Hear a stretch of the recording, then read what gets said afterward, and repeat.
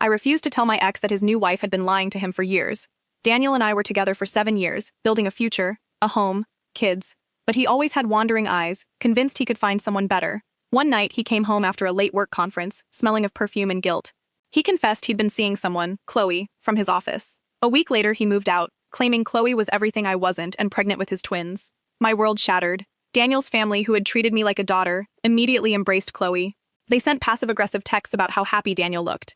Within months, Daniel and Chloe were married, and soon after, she gave birth to 2 beautiful baby girls, Lily and Daisy. Their social media was flooded with photos, Daniel gushing about his instant family, his perfect wife, and miracle babies.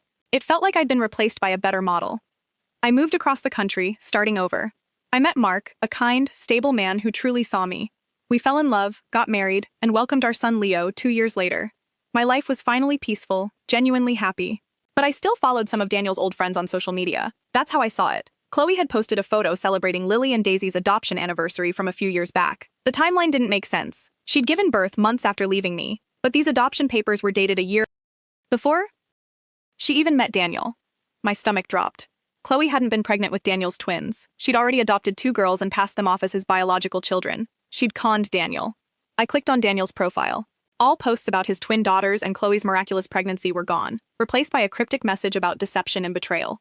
2 weeks later, Daniel called. His voice was raw, broken. He said Chloe had left him, taking Lily and Daisy, claiming he was too naive to be a father. He had found the adoption papers, proving they were never his. He'd lost his job, his family was furious he'd been so gullible, and he was facing public humiliation. He asked why I hadn't warned him, why I hadn't seen through her lies. "You knew how desperate I was for a family," he sobbed.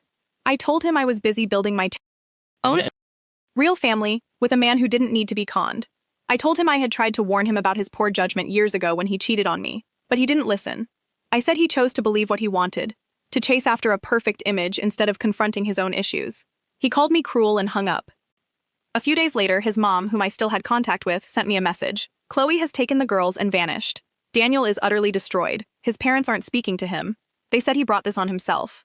I wished them well, but felt nothing but a quiet sense of justice.